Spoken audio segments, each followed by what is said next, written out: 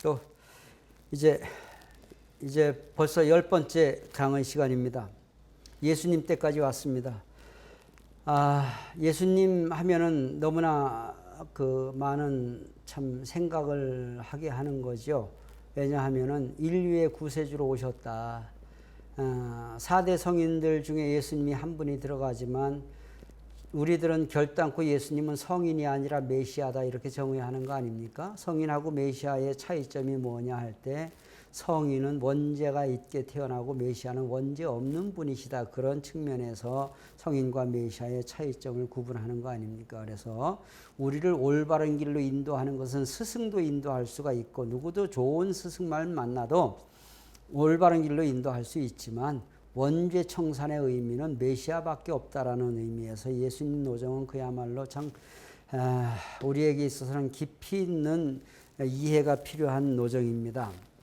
그럼에도 불구하고 우리들은 이제 예수님에 대한 깊이 있는 연구는 아버님의 말씀을 통해서만 많이 들었지 예수님에 대한 깊이 있는 연구를 그렇게 목사님들 위에는 많이들은 하지 않습니다. 그래서 예수님을 중심한 복귀 섭리 앞에서 구주론을 안 했기 때문에 구주론을 대신해서 이제 메시아 강림과 그 재림의 목적을 대신해서 간단하게만 앞에서만 정리를 하도록 하겠습니다. 모세 노정에서도 말씀드렸습니다. 하나님 앞에 굴복하고 순종하지 않았던 사탄이가 하나님의 아들로 예수님이 오신다고 예수님 앞에 순종하고 굴복할 리 없다. 그래서 신명기에 보게 되면은 분명히 모세는 나와 같은 선지자 한 사람을 나중에 세울 것이다. 그리고 예수님은 아버지가 하시는 일을 보지 않고 나는 혼자서는 아무것도 할 수 없나니라. 이미 예수님 말씀이 아버지가 내가 와서 할 일을 앞사람들이 다 보여줬다. 아버지가 이미 하시는 일을 보지 않고는 나는 아무것도 할 수 없다. 이렇게 말씀하시지 않았습니까? 그래서 예수님은 세계적인 메시아로 오셨다. 이렇게 말씀드렸지요.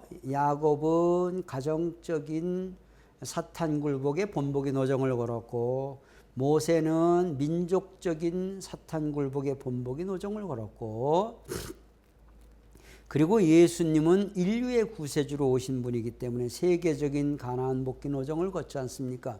그럼 세계적인 가나안이라는 것은 가나안은 하나님의 이상세계 천국을 의미하는 것이다.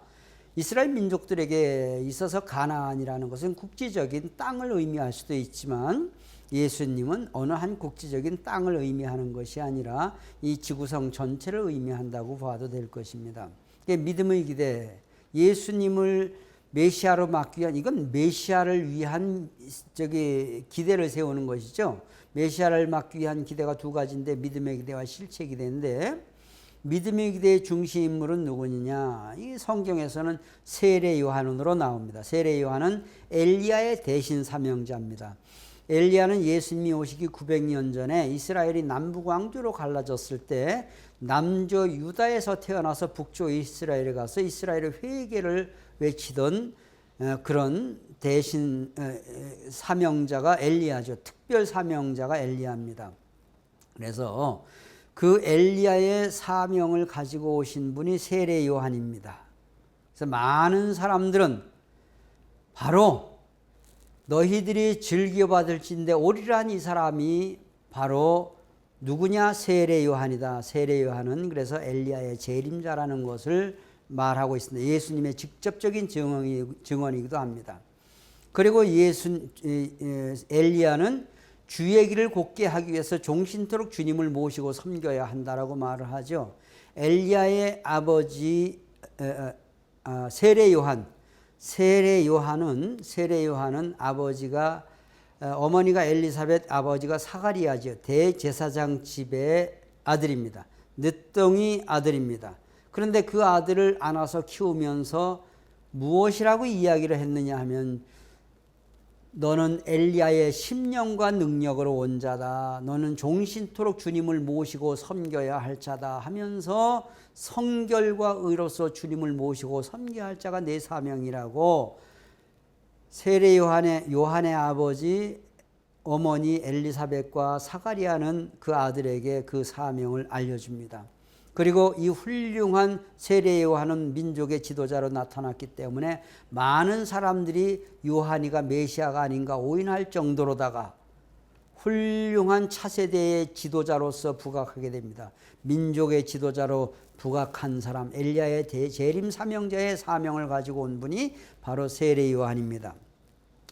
세례 요한이가 믿음의 기대 이스라엘 민족들에게 믿음을 사는 데는 성공을 했는데, 세례 요한은 자기의 사명을 알았기 때문에 요단강가에서 예수님께 세례를 줍니다. 예수님께 세례를 주면서 머리 위에 비둘기처럼 성령이 임하는 것을 보거든 그가 하나님의 아들이심을 알고 세례를 주라고 해서 내가 세례를 주었다, 이렇게 말하지요. 그러니까 세례 요한의 제자 중에 하나가, 여기서 이름은 요한인데 왜 세례 요한이라고 하느냐, 할례 시대에서 세례 시대를 열어놓은 세례법의 창안자가 요한이기 때문에 세례 요한, 혹은 침례교에서는 침례자 요한, 이렇게 해도 같은 말이 됩니다. 그래서 예수님께 요단강가에서 세례를 주면서 나도 그를 잘 몰랐어. 그런데 하나님께서 누구든지 머리 위에 성령이 비둘기처럼 내리는 것을 보거든 그분이 내가 보낸 하나님의 아들이신 줄을 알고 너는 그에게 세례를 주라고 해서 내가 예수님께 세례를 주었다, 이렇게 말하지요. 분명히 요한이는 예수님이 하나님의 아들로 오셨다는 것을 알고 있었습니다. 그렇기 때문에 세례 요한이는 이제는 자기를 따르는 많은 지도자들과 함께 예수님을 따라가야 합니다. 그러면은 예수님은 자동적으로다가 메시아로서 등극을 하실 수가 있는 것입니다.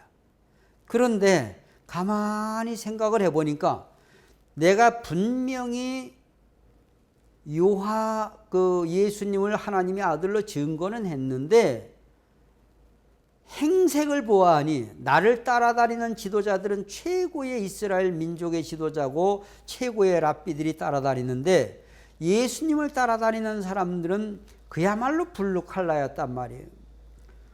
물고기를 잡아서 파는 어부, 그 대표적인 것이 베드로잖아요. 그 다음에 세금쟁이들은 돈은 많지만 사람들에게 참 천대받는 직업이거든요. 그때 당시에 요즘은 세무공무원은 최고의 공무원입니다만은, 그리고 또 길거리에서 몸을 파는 창기들이 예수님을 따라다니게 됩니다. 그러니까 뭘 봐도 나보다 부족한 사람인데 내가 하나님의 아들로 증거를 했거든요. 그래서 결국 인간적인 생각에 예수님을 하나님의 아들로 증거를 하지만 모시지를 못합니다. 그래서 유대인들이 예수님께 나오는 길을 세례 요한이가 예수님을 따르지 않음으로 말미암아서 막아버린 결과를 가져왔습니다. 그래서 여기에서도 마찬가지로 섭리가 3차로다가 연장이 되게 됩니다.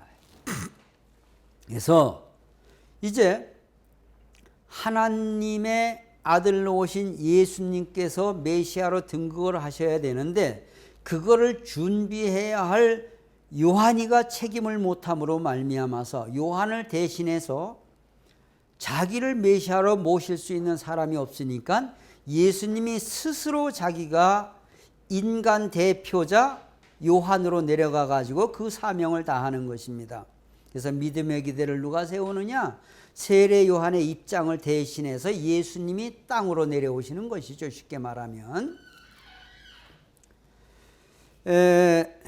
그래서 결국 예수님은 뭘 하시느냐 하면은 세상의 임금이고 세상의 신이 사탄이라는 것을 인정을 했기 때문에 40일 금식을 하십니다. 40일 금식이라는 것은 최악의 기준을 세우는 거예요.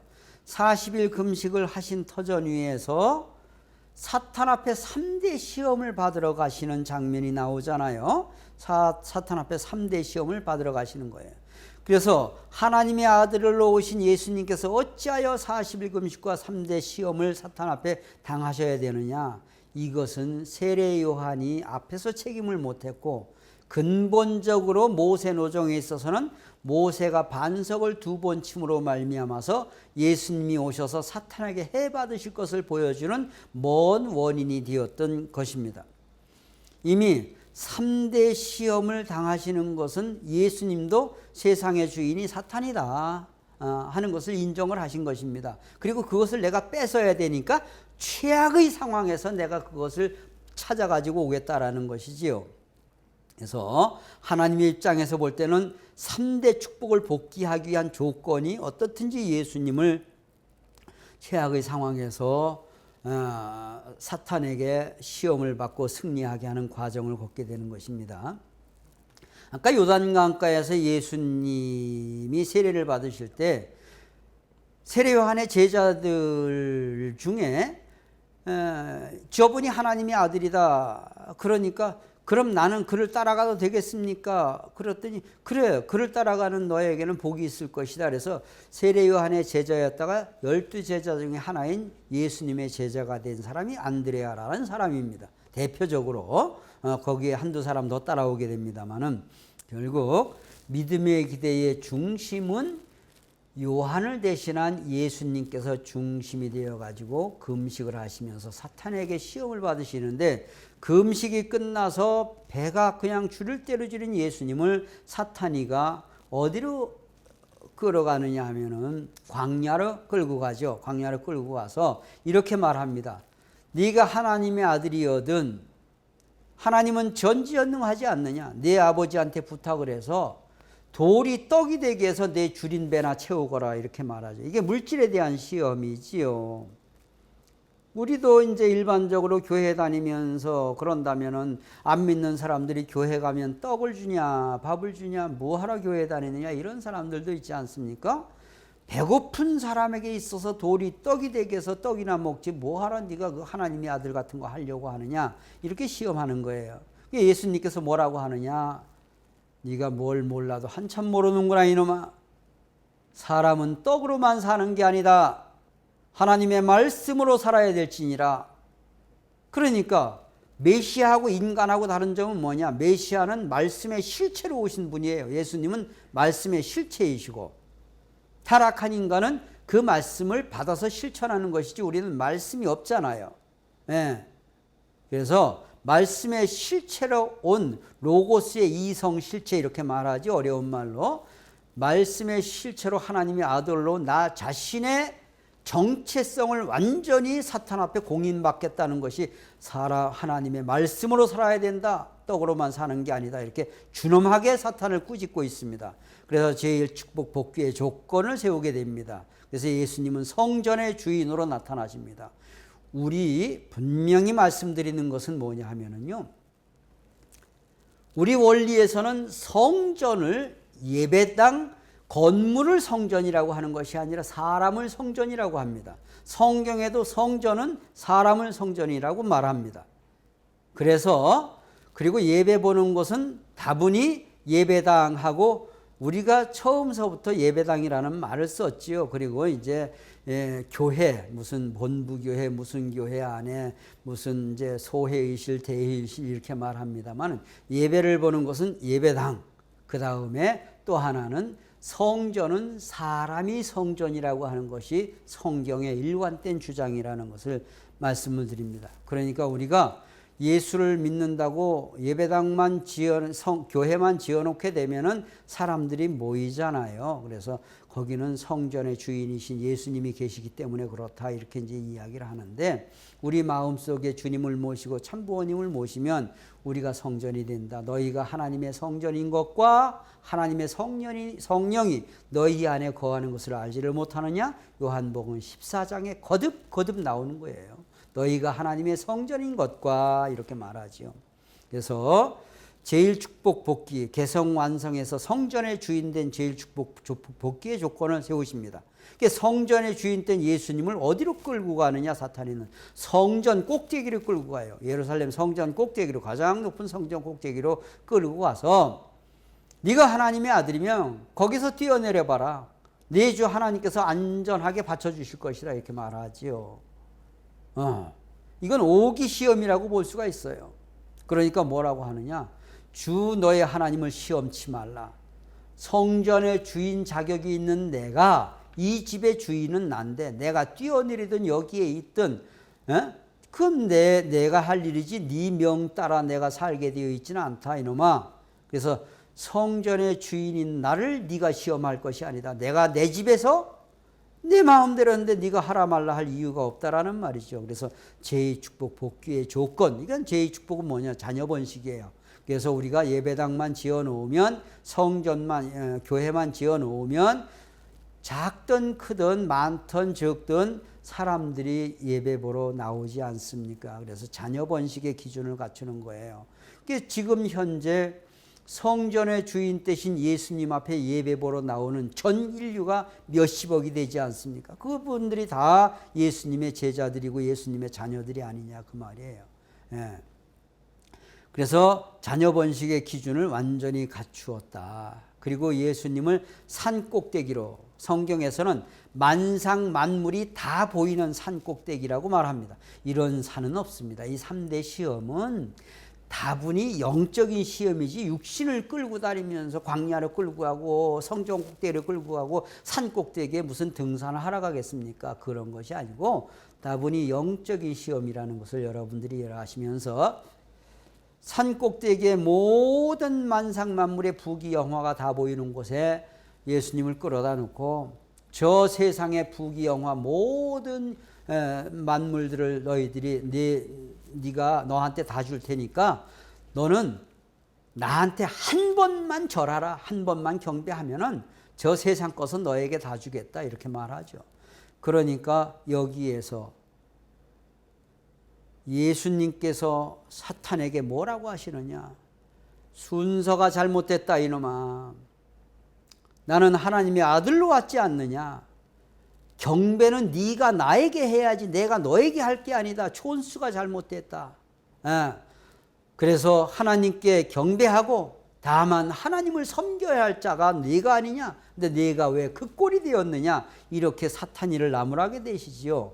그래서 실체 하늘로 오신 나한테 네가 절해야 맞는 것이다. 촌수가 다르다. 너는 피조물이고 나는 하나님의 아들로 이 땅에 왔다. 근데 네가 잘못되어서 사탄이 되지 않았느냐. 그래서 제3축복 복귀의 조건을 세우게 됩니다.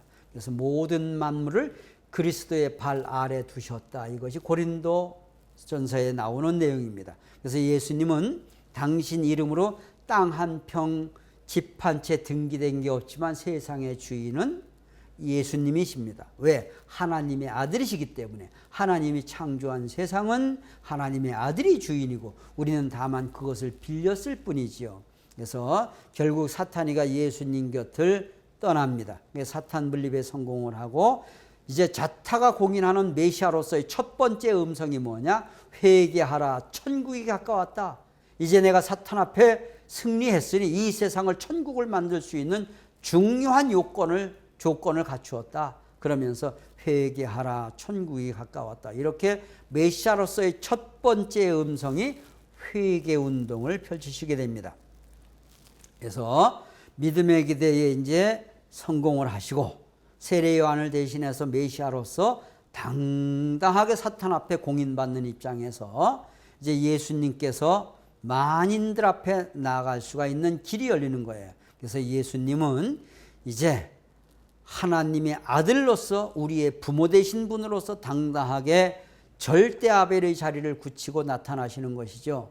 그래서 유대민족이 이제는 예수님을 따르기만 하면 이제 예수님은 인류의 메시아로서 당신의 일을 능히 하고도 남을 수 있을 것입니다. 그래서 예수님은 출발을 위한 섭리를 하시는데 계속 다니시면서 믿음을 강조하십니다. 성경을 믿으면 성경 속에 오리라고 한 인물이 나다. 나를 믿어달라. 그런데 너희들이 성경을 믿으면서 나에게 오기를 원치 않는구나. 성경은 나를 증거한 것이다. 하나님이 보내신 자, 즉 나를 믿는 것이 하나님을 믿는 것이다. 이렇게 믿어달라고 믿음을 강조하고 계시죠. 모세를 믿었더라면 나를 믿어야 돼. 그들은 그래도 모세를 믿고 의지하지 않았느냐. 그래서 너희들은 이제 나를 믿어야 된다. 이렇게 부단히 말씀을 하십니다. 그런데 유대교단이나 또는 그 지도자들, 그 많은 사람들이 예수님의 사회적인 환경이나 예수님의 여건을 보면서 예수님을 믿지를 않아요. 그러니까 예수님께서 그때 당시에 행하신 것이 우리가 흔히 이적 기사 이렇게 말합니다만 기적 같은 일을 행하십니다. 그러시면서 뭐라고 하느냐? 내 말은 믿지는 못할지라도 내가 하는 일만은 믿어달라. 이거는 하나님의 아들이기 때문에 하는 일이다 하면서 신약 성경 사복음서에 나오는 예수님의 기적이 37가지가 나옵니다. 그런데 물론 사복음서에 나오는 기적이 서로 기자가 마태, 마가, 누가가 서로 다른 입장에서 본 것이 나오지만은 37개의 기적을 연출하게 됩니다. 물로 포도주를 만드는 것을 시작으로 하십니다.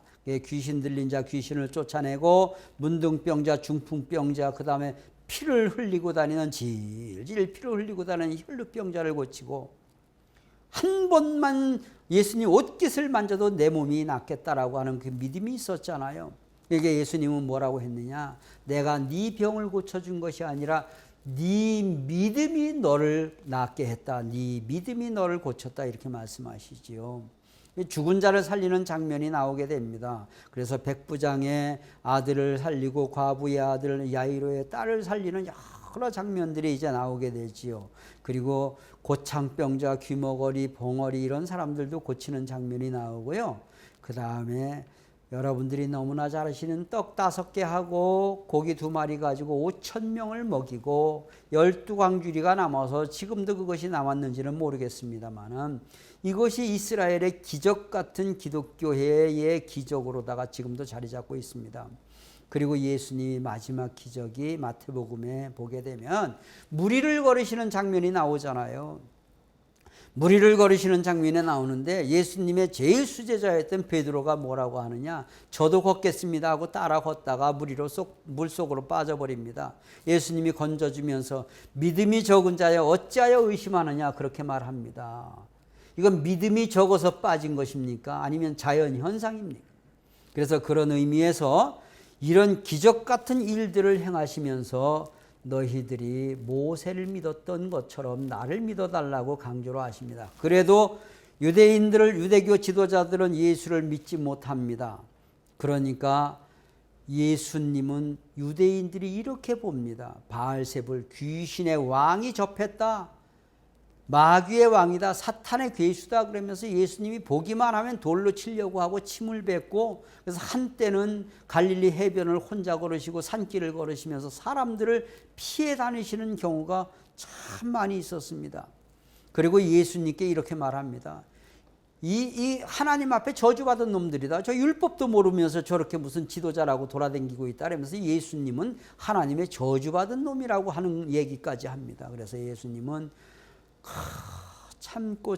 참다가 마지막에 예루살렘 성을 보시고 한없이 하염없이 눈물을 흘리시면서 예루살렘아 예루살렘아 암탉이 그 새끼를 날개 아래 품으려 한 것처럼 내가 너희의 자녀들을 품으려 한 것이 얼마냐. 그러나 너희들이 내게 오기를 원치 않는구나. 선지자를 죽이고 내게 파송된 자를 돌로 치는 자들이여. 그러면서 예루살렘 성은 돌 하나도 돌 위에 남지 않고 완전히 망할 것이라고 하는 저주를 내리게 됩니다. 그래서 그런지는 모르지만은 예수님이 십자가에 돌아가신 이후 AD 70년 만에 로마의 마틴 티토스 장군에 의해서 예루살렘 성은 완전히 함락되어 버리고 지금 겨우 몇 개 남아있는 것만 보이는 것이 여러분들이 순례를 가는 곳입니다. 그래서 이 예루살렘 성이 함락되어지는 이것이 바로 유다의 전쟁이라고 역사는 기록을 하고 있습니다. 제2차 세계적 가나안 복귀의 노정도 이스라엘 민족들이 불신하고 그리고 또 예수님의 12제자 중에 하나였던 가룟 유다가 예수님을 배반하고 그리고 또 이제 예수님이 십자가에 돌아가실 때 예수님을 3번이나 부인한 사람도 베드로였던 것을 우리가 알게 되죠. 그래서 결국 예수님은 십자가에 돌아가시게 된다라는 것입니다. 여러분 그림을 한번 그냥 눈여겨보시기 바랍니다. 우리가 흔히 지금까지 2000년 기독교사에서 예수를 배경으로 한 그 영화 중에 예수님이 100% 백인으로만 등장했지 유색인종으로 등장한 적은 한 번도 없었습니다. 한 번도 없었습니다. 그런데 맨체스터 대학의 리차드 니브라고 하는 교수는 그때 당시의 상황을 쭉 설명을 하면서 그때 당시 중동에 있었던 표준 인간을 딱 만들어 가지고 그때 당시의 예수님의 모습은 이랬을 것이라고 그림을 그려놨습니다. 이거 인터넷에 다 나와 있는 것입니다. 그래서 지금까지 우리가 알고 있던 예수님은 종교 화가라고 하는 워너 셀먼이 그린 그림으로서 이것이 모델처럼 되어 있습니다. 근데 누구도 예수님의 얼굴을 사진을 찍어 놓은 것이 없기 때문에 보지 못했잖아요. 근데 예수님은 중동의 사람이다. 그런 측면에서 볼 때 저는 심정적으로 오른편에 계신 리차드 니브의 사진이 더 예수님 같다는 느낌이 있습니다. 그것은 왜 그러냐 하면 저와 비슷하게 닮았기 때문에 그렇습니다. 그냥 여담으로 들어주시기 바랍니다. 그러나 꼭 예수님을 백인으로만 한다는 것은 백인 우월주의에서 나온 사고라는 것은 우리가 짚고 넘어가야 할 필요는 있다라는 것에서 제가 이렇게 공석상에서 한번 말씀을 드리는 것이고, 이건 다 공개된 사진이기 때문에 제가 특별히 제작한 것이 아니라는 것을 말씀을 드리고 싶습니다. 그리고 예수님의 십자가에 돌아가실 때 최후의 만찬 사진을 제가 가지고 왔습니다. 이거는 이탈리아 산타 마리아 델레 그라치에의 식당 벽화예요. 벽화. 식당에 있기 때문에 최후의 만찬, 다빈치가 그린 것이죠. 식당에 붙어 있는데 이걸 채색을 다시 해서 이렇게 제대로 된 채색으로다가 이제 입혀놨습니다만은, 예수님은 자기의 죽음을 직감하십니다. 나를 위해서 도와줄 사람이 한 사람도 없다라는 것을 알고 제일 똑똑했던 가룟 유다가 이미 유대 관원과 협상을 해가지고 나를 팔 것이라는 계획도 예수님은 알게 됩니다. 그래서 최후의 만찬을 하시면서 이 중에 나를 팔 자가 있다. 그러니까 서로 내니까 이야기를 합니다. 그러니까 지금 나와 함께 떡을 떼는 놈이다. 가룟 유다가 예수님 오른편에 바로 옆에 있었던 가룟 유다가 그 옆에 가룟 유다가 접니까? 이렇게 말하니까 너는 차라리 태어나지 않았더라면 좋았을 뻔했다 이렇게 말합니다. 가룟 유다는 그 길로다가 유대 관원한테 갑니다. 나의 정체가 폭로되었다. 오늘 저녁에 이를 거행하지 않으면 내가 죽을지도 모른다. 그때 예수님은 첫 번째 모세 노정에서 예수님 노정에서 첫 번째 보여드렸던 그림이 겟셋마네 동산에 세 차례 기도를 하시는데 세 제자를 데리고 산꼭대기로 가십니다. 산꼭대기로 가셔가지고서 세 차례 기도를 하시는데 나와 함께 깨어서 한 번만 기도하자. 왜 세 명의 제자가 필요했느냐? 가룟 유다의 위증을 반박해 줄 수 있고 예수님을 보호해 줄 수 있는 세 명의 증거자가 필요했기 때문에 베드로, 요한, 야고보를 데리고 산으로 올라가신 것입니다. 근데 세 제자들이 다 첫 번째도 두 번째도 세 번째도 졸고 있습니다. 그래서 마지막 와서 보시고 다 끝났다. 나를 잡으러 오는 놈들이 이미 우리 집에 도착을 할 때가 되었다. 내려가자. 이렇게 내려가십니다. 그래서 결국 이 최후의 만찬 석상에서 나를 팔 자가 이 중에 있다. 제자들도 이미 알았을지도 모릅니다. 가룟 유다라고 했을 때 그때 제자들은 어떤 형태든지 가룟 유다를 문초해야 할 것입니다. 분명히 시그널을 주었는데 거기에 전혀 응하지를 않았거든요. 그리고 세 제자들에게 나를 방어해달라고 하는 것이 겟셋마네 동산에서 세 차례의 기도였습니다. 그런데 세 제자들도 전혀 상관없이 졸고만 있을 때 나를 잡으러 오는 자들이 이미 왔다. 그래서 그날 저녁에 잡혀가시게 되는 것입니다. 그리고 이제 가야바 법정에서 그 베드로가 예수님을 세 번 부인하는 장면.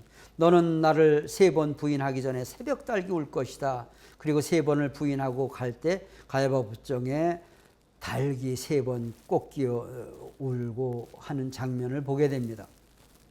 가야바 법정에서 재판을 받고 그 다음에 가는 것이 빌라도 법정으로 가는 것입니다. 빌라도 법정에 가가지고 예수님이 재판을 받습니다. 근데 빌라도 법정에서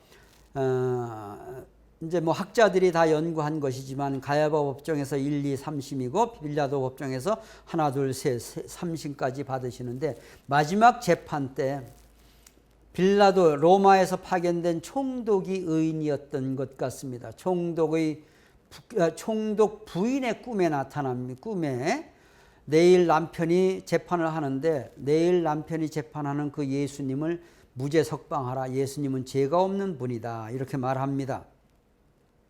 그런데 여기에서 분명한 것은 예수님은 로마법으로 볼 때는 죄인이 아닙니다. 왜? 자기의 동족들이나 고쳐주고 다니는데 무슨 죄인이냐 그 말이에요. 그런데 유대교 율법에 비추어 볼 때는 분명히 예수님은 죄인이잖아요. 왜? 율법을 지키지 않았기 때문에. 율법을 지키지 않았기 때문에. 그런데 빌라도는 로마에서 파견한 총독이니까 로마법을 따르자니 예수님을 내줘야 되고 무죄 석방해야 되고 유대인들의 그 거친 항의를 방어해내려면 예수님을 죽여야 된단 말이에요.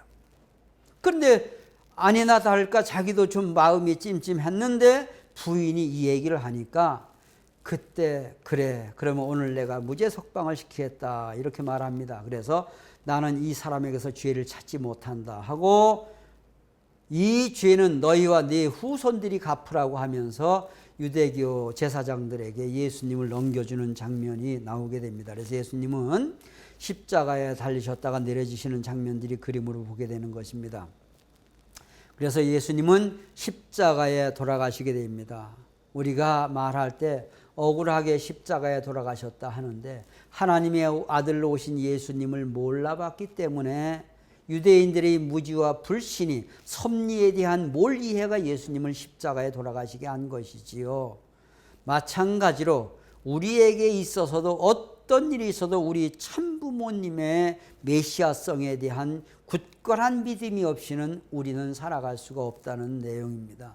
그래서 우리 참부모님을 통해서 우리 예수님을 통해서 참부모님을 조명하고 참부모님의 삶을 통해서 예수님을 다시 한번 볼 수 있는 우리 축복 가정들이 되셨으면 하는 마음입니다. 예수님은 3일 만에 십자가에 돌아가신 뒤에 3일 만에 부활하시게 됩니다. 예수님의 부활권. 여러분 그런데 가룟 유다에 대한 얘기를 아니할 수가 없습니다. 가룟 유다는 제일 똑똑한 제자였다라고 말을 하고 있잖아요. 근데 예수님을 따르는 12제자 중에 제일 똑똑한 제자였기 때문에 돈 보따리까지 맡겼다라고 말을 하지요. 그리고 또 예수님을 지극히 따르던 여인들이 여러 명이 있었는데 그 중에 성경에 나오는 이름들이 많이 있습니다. 그래서 막달라 마리아가 성경에는 창녀로 나오는데 절대 창녀가 아니라고 말합니다. 그런데 왜 창녀가 됐느냐? 예수님의 사랑과 예수님의 총애를 너무 받다 보니까 남성 중심의 사회에서 예수의 제자들이 막달라 마리아를 그렇게 만들어 버렸다라는 생각이 많습니다. 막달라 마리아도 뭐였느냐 하면은 제사장 집안의 귀한 딸이었다라고 말을 하고 있는 것이 맞습니다.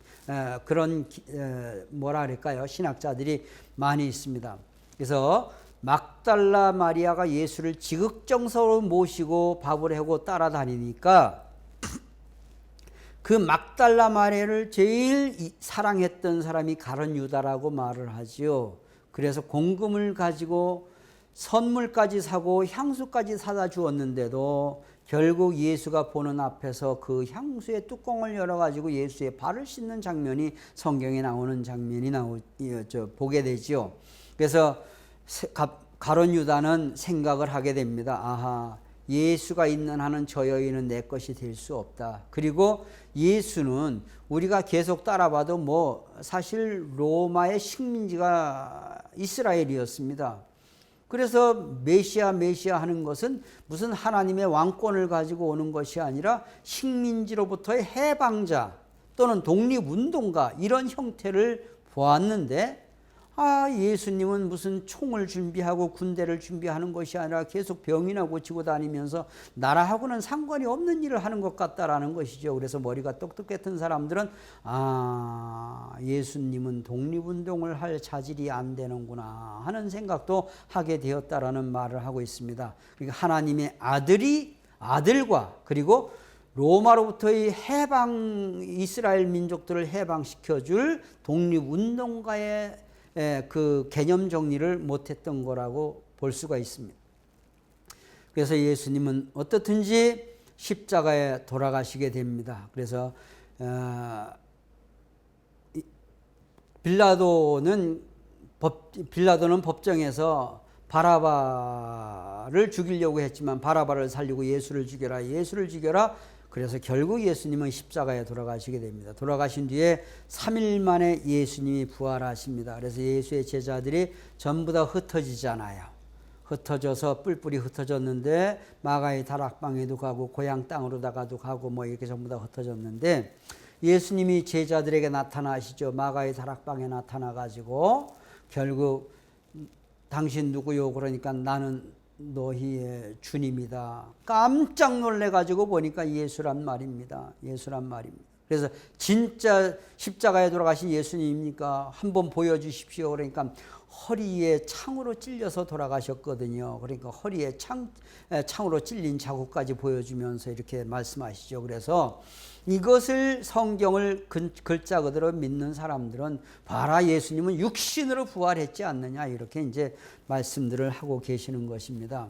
그래서 예수님은 3일 만에 부활하셔가지고 흩어졌던 제자들을 전부 다 불러 모으는 과정을 겪게 됩니다. 그래서 이제부터는 부활하신 예수님이 40일 부활 기간 동안에 초대 교회의 회개 운동으로 벌어지는 장면입니다. 그래서 어떻든지 사탄은 이 땅에서 하나님의 아들로 오신 예수님을 십자가에 못 박는 것이 사탄의 역할이라면 하나님은 실패하신 하나님이 되실 수 없기 때문에 어떻게든지 예수님이 이 땅에 오신 1차적인 목적은 이룰 수 없을지 모르지만 당신은 실패한 하나님이 될 수 없기 때문에 예수의 육신을 내주는 대신 이 땅에 예수님을 3일 만에 부활시키는 부활권을 만들어 놓으신 것입니다. 그래서 십자가는 사탄 불가침권이다. 제가 이제 늘 그 말씀을 드립니다만은 이 도표를 잘 보시면 우리 인간들은 사탄과 짝을 짓고 삽니다. 그래서 우리와 같은 육신을 가지고 오신 분이 예수님입니다.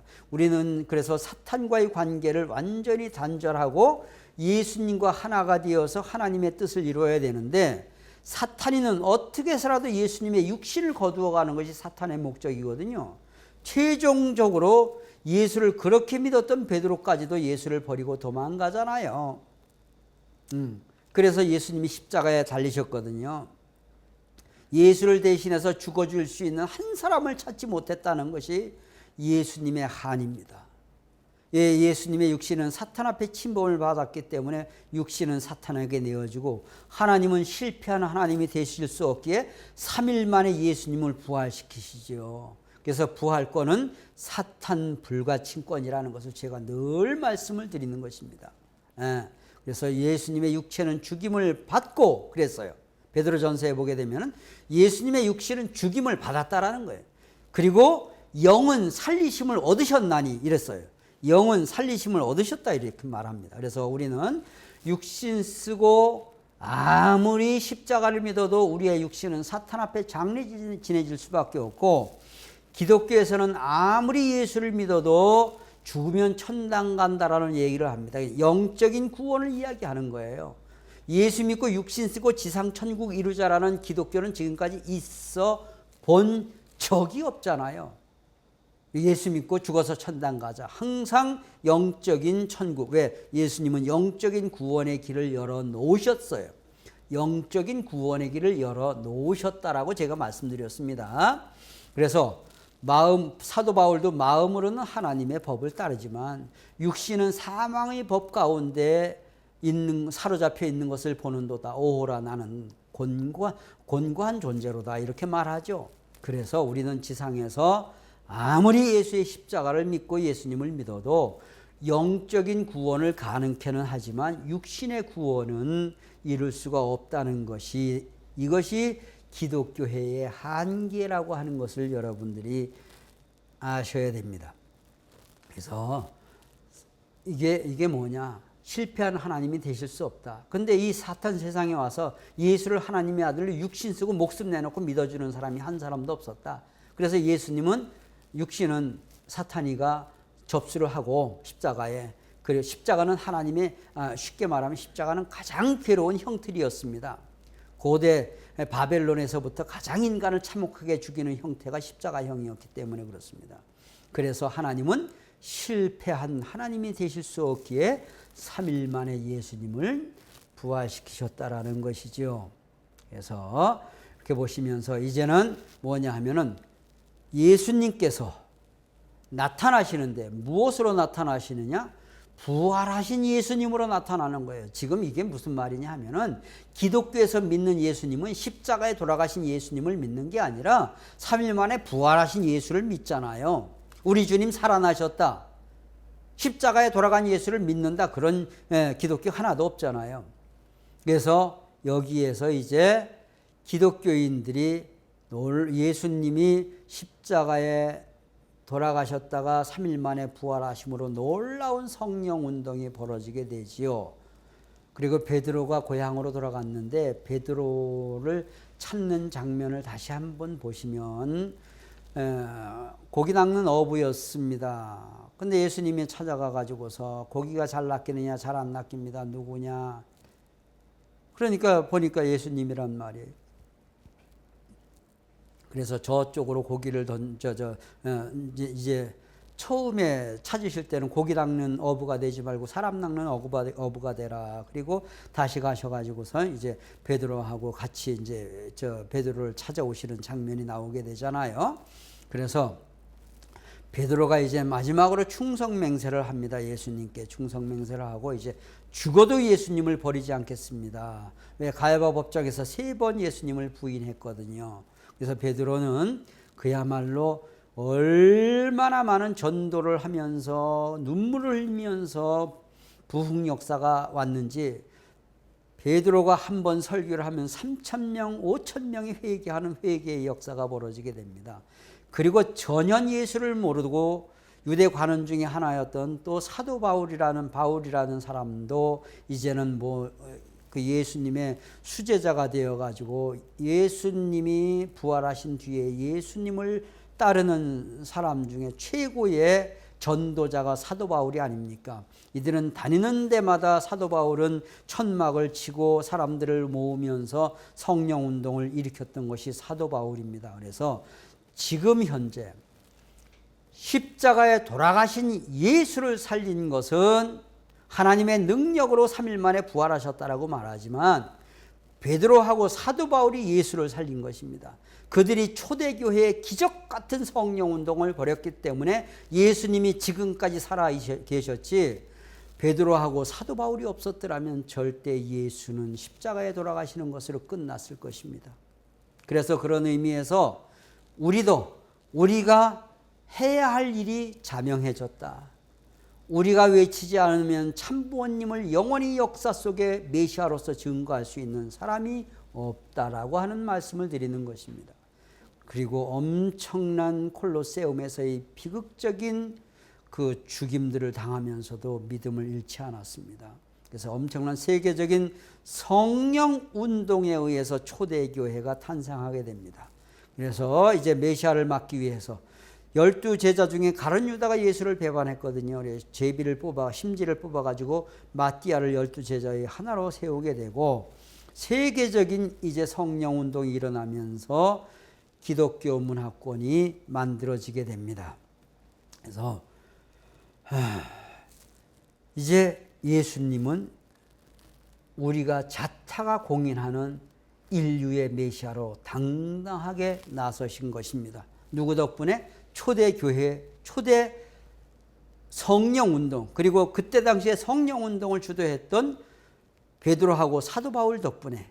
사실 어떻게 보면은 이 카톨릭에서는 초대 교황을 세례 요한이가 책임을 다했더라면 세례 요한이가 해야 될 것입니다. 그러나 세례 요한이가 버림받았기 때문에, 하나님을 불신하고 버림받았기 때문에 초대 교황을 베드로로 보는 것입니다. 그게 베드로 대성전, 베드로 광장이 바로 그런 것이죠. 피에트로 대성전, 베드로 대성전이 바로 안에는 예수님이 계신데 예수님을 살린 것이 베드로이기 때문에 베드로 대성당이 되었고, 그 다음에 바울 교회는 안에는 예수님을 가르치고 계시는데 바울이 세계적으로 예수님을 살렸기 때문에 바울 교회가 되었다는 사실입니다.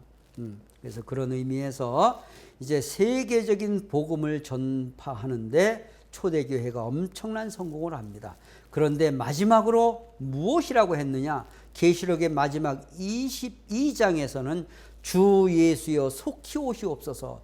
기독교는 예수에 한정된 것이 아니라 예수의 재림을 이야기하고 있는 것입니다. 왜? 예수님은 영적인 구원, 영적인 부활을 하셨기 때문에 완전한 구원을 받기 위해서는 완전히 이 땅에 육신 쓰고 예수가 다시 재림하셔야 된다는 거예요.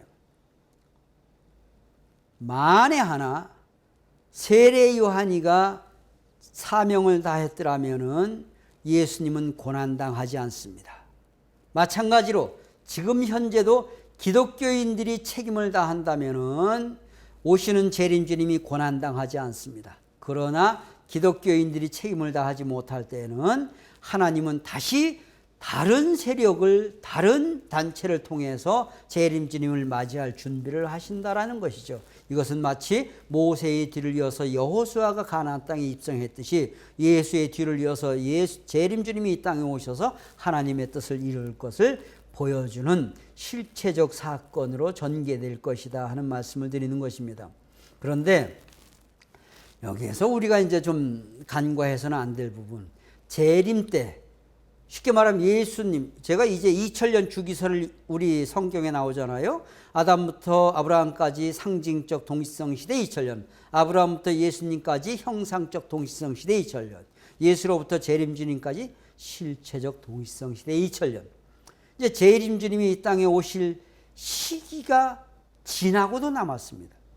그래서 이것이 바로 뭐냐? 문명이 바뀐다는 거예요. 사탄 주관권에서 하나님 주관권으로, 구문명에서 하나님을 중심한 새로운 신문명으로 넘어가는 거예요. 그래서 이것을 뭐라고 하느냐?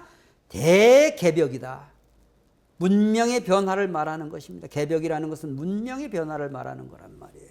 그래서 엄청난 문명의 변화가 오고 있는데, 재림 주님은 이 땅에 오셔서 초림 때처럼, 물론 기독교인들이 사명을 다하지 못할 때는 이단으로 고난당하실 수는 있어요. 그런데 초림 때 같이 목숨을 잃을 수는 없습니다. 물론 목숨을 잃을 엄청난 고빗길도 우리 참부원님께서는 넘어오셨습니다마는, 왜냐하면은 삼수완성, 초림, 아담, 예수, 재림주 삼수완성의 근거를 가지고 삼세판 만에는 하나님의 뜻을, 영육 완전한 하나님의 뜻을 이룰 수 있는 계기가 되었기 때문에 드리는 말씀입니다.